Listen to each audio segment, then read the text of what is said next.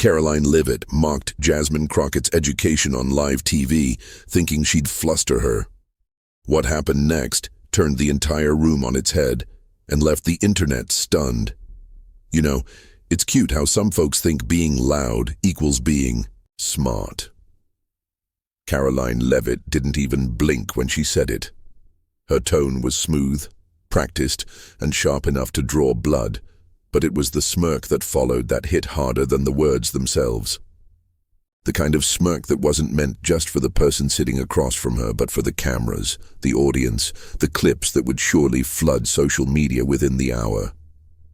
They were live on national television, a Friday night special broadcast, from a studio in Des Moines, Iowa. The topic was education, race, and politics. 3 words that never mixed quietly. 5 panelists, 1 moderator, and 2 women who represented polar opposites of America's current divide. Jasmine Crockett didn't flinch. The air in the studio was already tense, but that moment, that dig, shifted something. It didn't matter if you were sitting in the room or watching from home. You felt it, like someone had just dared the wrong person at the wrong time. Jasmine leaned back slightly in her chair. She didn't reach for her mic, didn't clench her jaw. She simply looked at Karoline, her eyes steady, and let the silence do some of the heavy lifting. The moderator, clearly sensing things about to escalate, adjusted in his seat and tried to move on. But Jasmine wasn't done. You see, moments like that don't come out of nowhere. They build. They come from history, tension, whispers behind closed doors. They're born from people smiling in your face while trying to cut you down in coded language. And tonight, that language was on full display for millions to see. The audience didn't gasp. They didn't have to. They did something worse. They kissed. They laughed. Not all of them, but enough. It was the kind of laugh that isn't loud. It's nervous, scattered, sharp around the edges. And Karoline heard it. She sat up straighter. She liked the sound of it, but Jasmine, she stayed still. She had heard that laugh her whole life. Now rewind a few minutes. Let's backtrack before the clapback that would send headlines spinning. Because it wasn't always this quiet, this tense. Just 30 minutes earlier, the stage was being lit, microphones checked, producers hustling around, with last-minute instructions. Jasmine had arrived calm and collected, dressed in an emerald blazer with minimal jewelry. Simple, direct. She was ready to speak on what she knew best. Across the room, Karoline adjusted her curls and whispered something to the makeup artist, barely glancing Jasmine's way. She didn't need to. Her body language already said it all. I'm here to dominate, not to dialogue. It wasn't Jasmine's first time on live television. But something about this night felt different. Maybe it was the energy in the building. Maybe it was the way the producers had framed the segment. 2 women, 1 table, different Americas. She had rolled her eyes at that tagline, but she came anyway because she always comes when it matters. That's what her father used to tell her. Show up, even when it's uncomfortable, especially then, and now here she was, showing up again and being mocked for it, for her education, for her intelligence, for her right to sit in that chair. Karoline's jab wasn't just personal, it was strategic. It was meant to reduce, to reframe Jasmine not as a lawmaker, not as an attorney, but as someone who didn't belong in that room.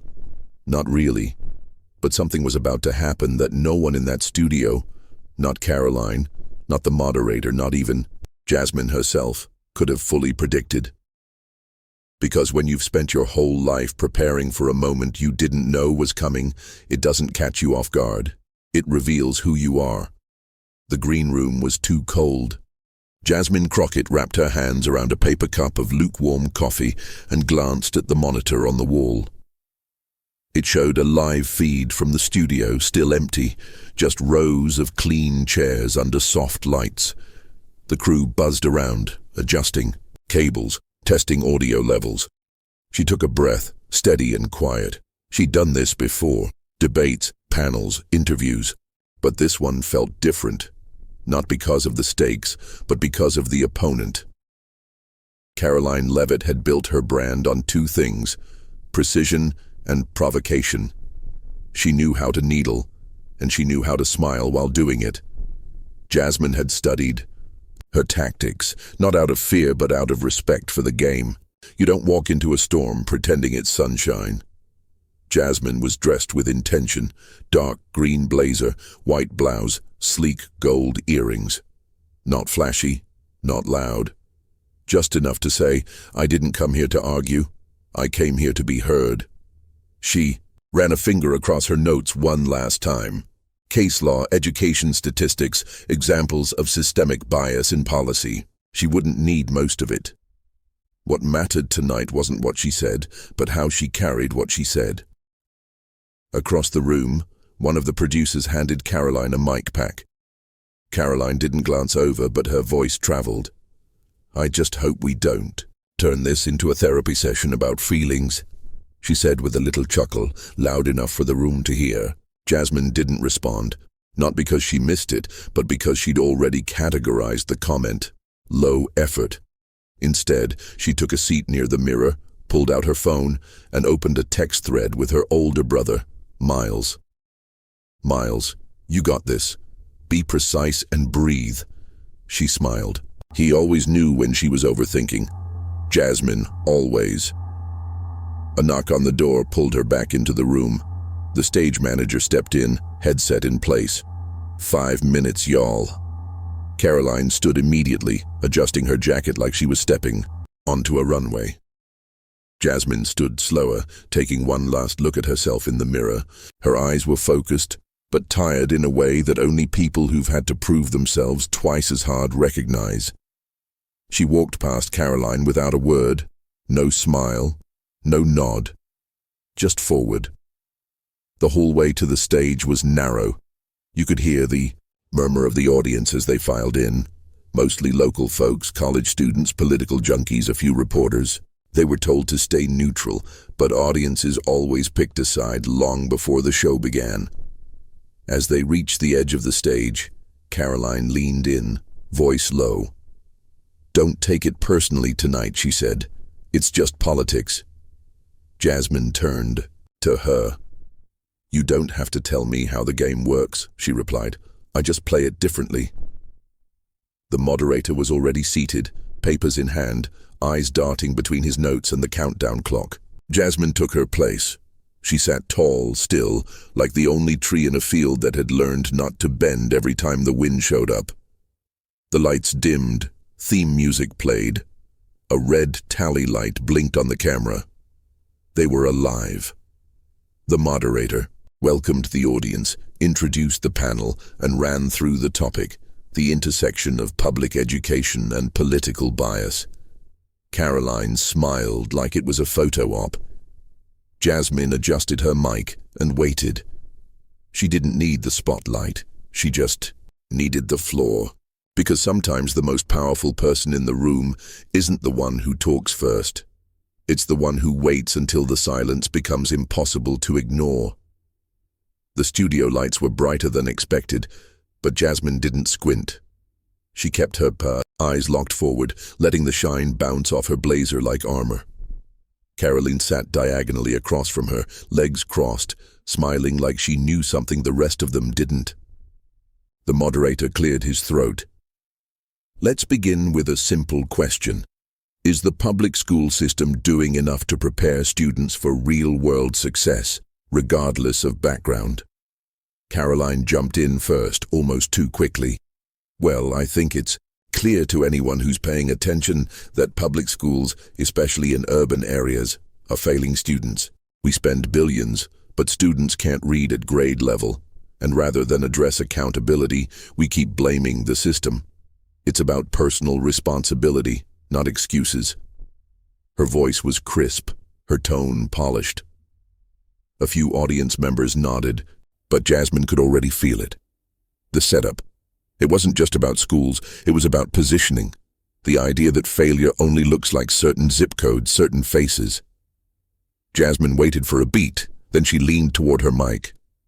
You know, it's Interesting how quickly we label something as failure when we don't understand the obstacles. Most of the students I've worked with didn't lack intelligence. They lacked opportunity. And when systems are built without them in mind, the problem isn't effort, it's design. The tension clicked up a notch, not enough to spark, but enough to tingle. Karoline smiled again, sharper this time. Sure, but you're a lawyer, right? You made it out. So why can't others do the same? Jasmine tilted her head. I didn't make it out.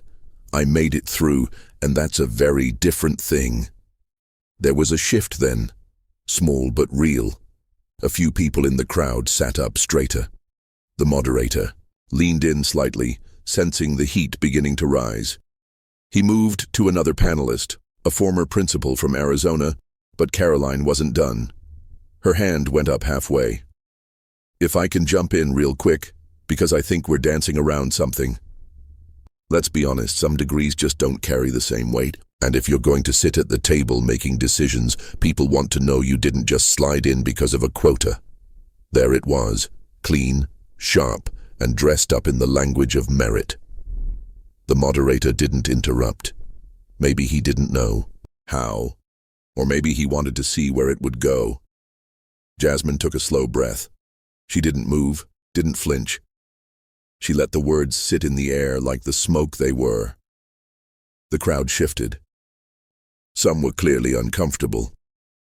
A young woman in the second row looked down at her lap. A man near the back whispered something to the person next to him, but Jasmine didn't speak yet. One of the other panelists tried to pivot the conversation. Well, if we're talking about credentials, it might help to remember that public trust isn't built just on paper. It's built on performance too. Jasmine looked at him briefly, then turned her attention back to Karoline. Still no reply. Not yet. Karoline looked satisfied, like she'd just sealed a point. She crossed her arms loosely, eyes flicking toward the audience. The posture of someone used to being congratulated for crossing lines with a smile. The moderator shuffled his papers. Representative Crockett, do you have a response before we move on? Jasmine nodded once, slowly. She leaned into the mic. Her voice was calm, even. But she wasn't about to let it slide. Because some moments ask you to be polite, others demand that you remind people exactly who they're dealing with. Jasmine didn't blink, she didn't smile, and she didn't rush. Instead, she adjusted her mic gently, as if preparing to give a measured response to a weather report, not a personal attack. You know, Karoline, she began, voice steady. There's a difference between confidence and condescension. One invites conversation. The other hides behind it. The studio went quiet. I graduated magna cum laude from Prairie View A&M. She continued, her voice calm but unmistakably firm. Earned my law degree from the University of Houston. Passed the bar on my first try. I worked on public defense cases in some of the most under-resourced courtrooms in Texas. I wasn't given anything. I fought for it. Every room I've entered, I earned my way into it. She paused.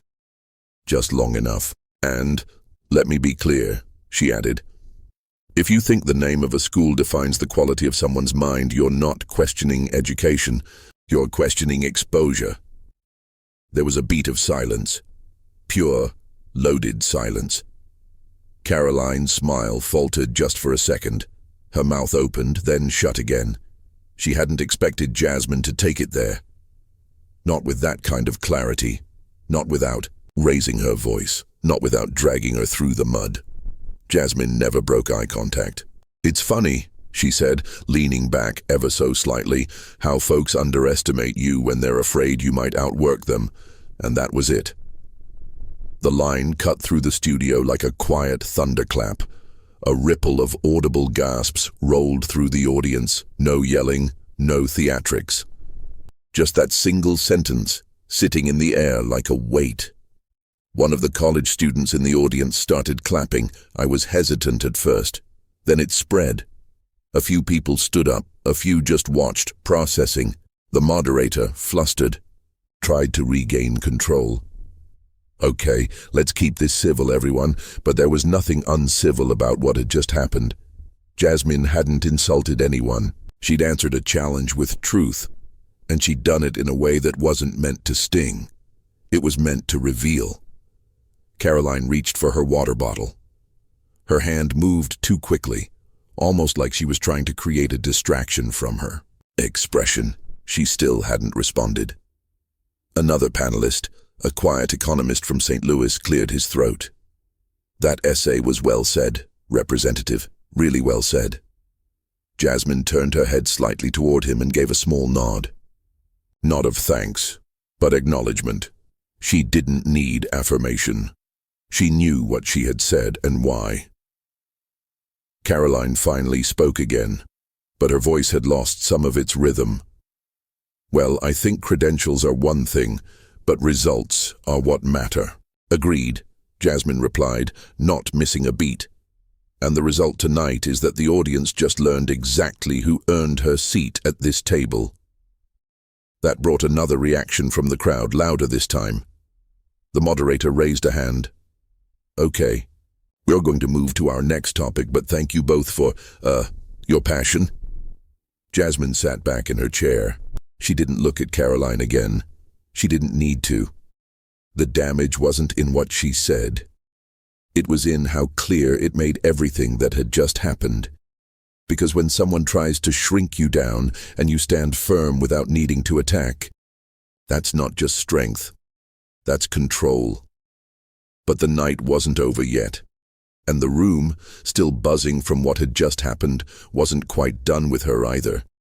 Even as the moderator tried to steer the conversation toward federal funding gaps and teacher shortages, the energy in the room lingered around Jasmine. She hadn't shouted. She hadn't pointed fingers, but somehow she'd said more in those 30 seconds than some people say in an entire career. The moderator cleared his throat again. Let's shift gears slightly. Representative Crockett, how do you believe state governments can play a more active role in improving public education outcomes? Jasmine didn't jump in immediately. She glanced around the table, briefly at the moderator, then at the other panelists, and last at Karoline, who was suddenly very interested in her notes. When we talk about outcomes, Jasmine said, her tone returning to that measured ease, we can't keep pretending the finish line is the same for everybody. You can't compare a student who walked 3 miles to a school with no heat to one who got SAT prep built into their curriculum. A few people in the audience nodded. One woman mouthed, "Thank you, and it's not about pity. It's not about handouts. It's about acknowledgement. That's the baseline. You can't fix what you're too proud to admit is broken." She turned slightly toward the moderator. The role of the state should be to level the field, not tip it further. But too often, the decisions are made by people who've never had to walk the road they're designing. That's why representation matters, not just in race, but in lived experience. She didn't raise her voice. She didn't throw buzzwords around. She just told the truth, clearly and plainly. The moderator turned to Karoline. Would you like to respond? Karoline adjusted her mic. I just think it's dangerous to constantly frame America as divided between the privileged and the oppressed. It creates resentment. People should focus on what unites us. Right, Jasmine replied. But unity without honesty is just a cover-up. There was a murmur from the audience again, low but audible. Karoline looked visibly irritated now. Well, I didn't come here to be lectured on struggle.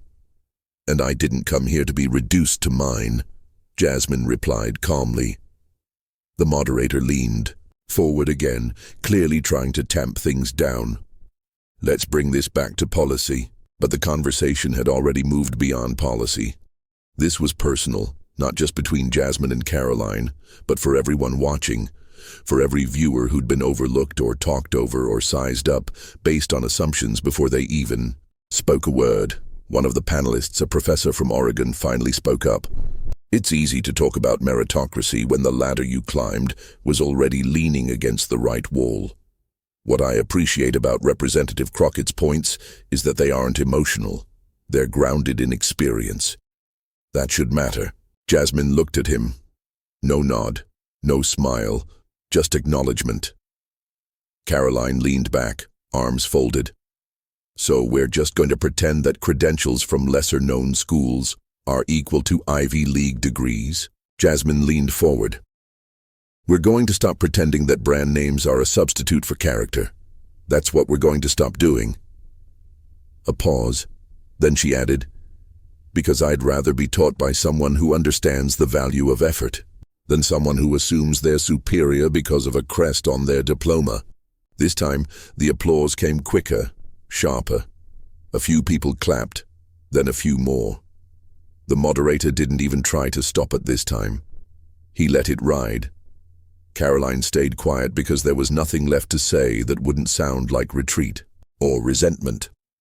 But while Jasmine had won that round, she knew how this worked. Winning the moment doesn't always mean winning the narrative, and what happened after the cameras cut could matter just as much.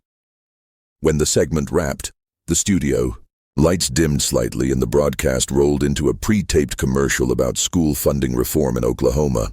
The tension didn't lift, it just changed shape. Karoline rose first, tossing a quick thanks to the moderator before stepping off the platform. She didn't look at Jasmine, not even once. Not during the polite post-show shuffle, not while shaking hands with the producer, not even when someone asked for a group photo near the side curtain. Jasmine didn't move immediately. She stayed seated for a second longer than necessary, scanning the room, not looking for applause but for calm. She reached for her water, took a sip, and then stood quietly. A young production assistant walked over to unclip her mic. Like, "You smoked that," he whispered with a smile, trying not to be heard. Like, wow, Jasmine gave a quiet thank you and didn't linger. She knew what just happened wasn't a performance. It was something heavier, a pressure release for people watching who needed someone to say it right for once. As she made her way off stage, a small crowd began to form. Not the loud kind, not fanfare, more like people pulling her aside with hushed voices and loaded glances. One woman in her late 20s, wearing a dusty pink coat and holding a press pass, stepped toward her. "I just want to say thank you," she said. "My mom's a teacher. She's dealt with the exact kind of thing you were talking about. You said it better than I've ever heard anyone say it." Jasmine placed a hand lightly on the woman's shoulder. "Tell your mom she's not alone." Nearby, a tall man in a navy suit tried to play it cool as he waited his turn. "I work for a state senator in Minnesota," he said. "You should know. We'll be quoting you tomorrow." Jasmine smiled faintly but didn't say anything. She didn't need to. Someone else leaned in, this time a college student, maybe 20, maybe younger. His voice cracked slightly. "I'm in pre-law. Everyone keeps telling me I need to go to Yale or it doesn't count. I was starting to believe them. You just changed something, for me."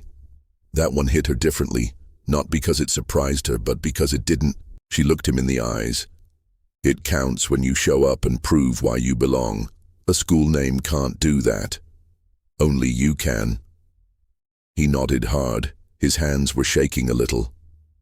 Karoline, meanwhile, was on the far side of the room, surrounded by two aides and one older man who looked like a donor. They were deep in quiet conversation, avoiding eye contact with anyone not on their side of the circle. It wasn't hostility. It was discomfort.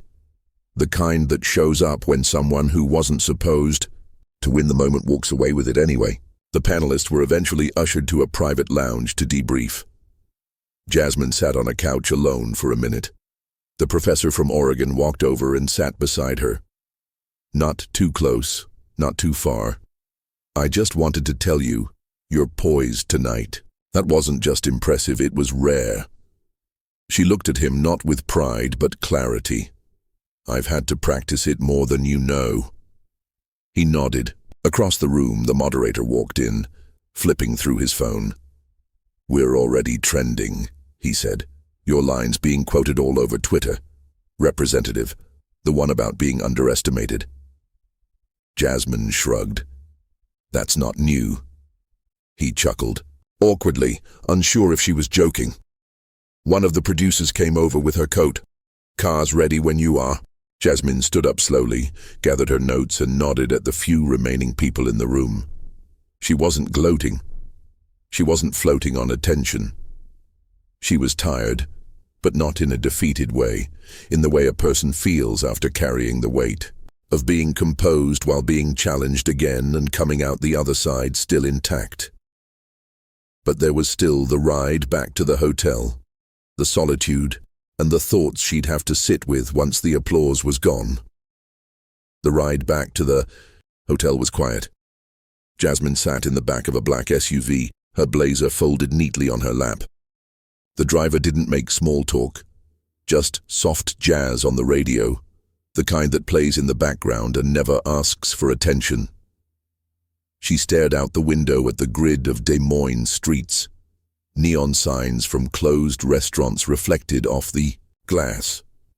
A group of teenagers walked past a corner gas station laughing, jackets pulled up against the cold. Jasmine wasn't replaying her performance. She was thinking about her mother. Years ago, her mom had come home late from a night shift at the hospital, still wearing her scrubs, and found Jasmine asleep at the kitchen table, face buried in a history textbook, pen still in hand. Instead of waking her, she'd sat beside her and rested a hand on her daughter's back. That night, Jasmine didn't hear her mother say it, but she would later. "She works harder than anyone sees."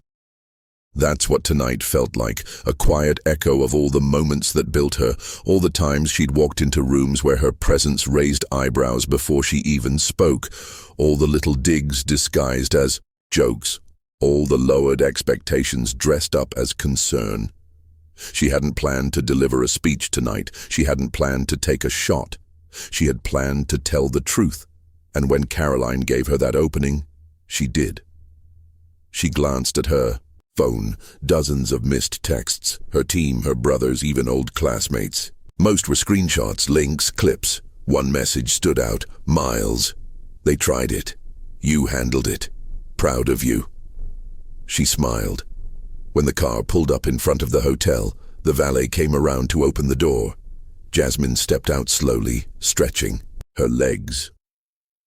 Her heels clicked against the concrete as she crossed into the lobby. A few people turned to look at her. One man at the bar nodded politely, clearly recognizing her from the show. She went straight to the elevator, pressed the button and waited. Just as the doors began to close, a soft voice called out, "Hold it." Jasmine stuck out her hand. A woman slid in just in time, mid-50s, warm brown eyes and a long scarf, wrapped twice around her neck. "I saw you on TV just now," the woman said. "You were, whew, that was something." Jasmine smiled, modest. "Appreciated." "No, really," the woman said, her tone softening. "My daughter's in law school. She watches these things, trying to figure out who she can model herself after. She called me after your panel crying. She said, 'Mama, I need that. I needed to see that. So thank you.'" Jasmine didn't know what to say. There were words for policy, for press, for interviews, but this moment wasn't that. "You tell her to keep going," Jasmine said finally, "even when people try to make her feel small, especially then." The elevator dinged. Jasmine stepped off on her floor, heart a little fuller than when she left the studio. Inside her room, she didn't turn on the TV, didn't scroll. She sat at the edge of the bed, pulled off her shoes and just sat in silence. Not the heavy kind, the earned kind.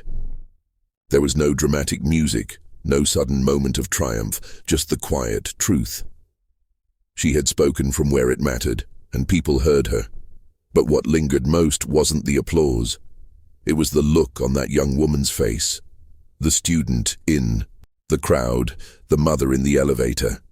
They were the reason Jasmine showed up in the first place. 2 days later, Jasmine sat in her kitchen back in Dallas, barefoot, hair tied up, a warm mug of tea resting between her palms. The headlines had started to fade. New clips had taken over the internet, but her inbox was still full. Dozens of emails from teachers, law students, parents, strangers. Some shared their own stories of being dismissed. Others just wrote 2 words, "Thank you." She didn't respond to every message. She couldn't, but she read them, all of them. She hadn't meant to become a moment. She'd just spoken the truth.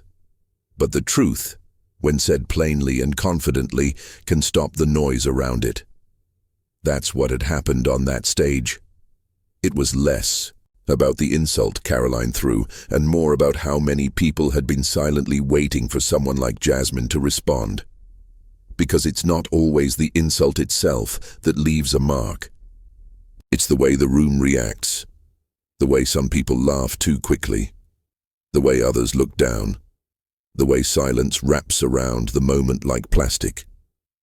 You feel it more than you hear it. And if you're the one being underestimated, you don't just remember it, you carry it. But what Jasmine did on that stage wasn't just a comeback, it was a correction. And more importantly, it was a mirror. She held up her own story, not as a trophy, but as a reminder. You don't have to come from where they expect to matter. You don't have to speak like they do to be heard. You don't have to wear their credentials to be respected. But the world won't always give you that respect. Sometimes you have to stand in the middle of the room and earn it out loud. Jasmine remembered a professor from law school telling her once, no matter how brilliant you are, there are people who will always start you at 0. She didn't believe it back then, not fully, but life had taught her otherwise. So when Karoline made that comment, casual, cutting, calculated, it wasn't just a dig at her resume. It was a statement meant for everyone watching who didn't fit the mold. Everyone who walked into rooms already had to prove they belonged, and Jasmine answered it. Not by shouting, not by tearing anyone down. She answered it by telling the truth, in a way that couldn't be picked apart. By the end of that panel, Karoline's words had disappeared into the background. All anyone remembered was the way Jasmine sat calm, spoke clearly, and reclaimed every inch of space she had earned. That mattered. It mattered to the student watching alone in her dorm room, wondering if she had enough in her to keep going. It mattered to the school teacher flipping through lesson plans and thinking about all the times her work had been dismissed as less than. It mattered to the kid who had never seen someone who looked like them shut down an insult without losing their cool. That moment wasn't viral because it was flashy. It was viral because it was true. And in a world where noise wins too often, clarity is a kind of courage. But moments pass, headlines fade, and the question always becomes, what now? It's easy to clap when someone says what you were too tired or too scared to say. It's harder to be the one at the table when the moment calls for it. Jasmine didn't walk into that panel expecting to be anyone's hero. She didn't need to be. She walked in prepared. That was enough, because preparation is power. So is presence. So is knowing who you are when someone tries to reduce you to a stereotype or dismiss your worth with a smile. The truth is, there are thousands of Jasmines out there. Women who graduated top of their class but were asked if they were really qualified. Men who got the job but were still told to prove themselves. Students who were told their schools weren't good enough, their names too unfamiliar, their credentials too average to be taken seriously. What Jasmine reminded people that night is, this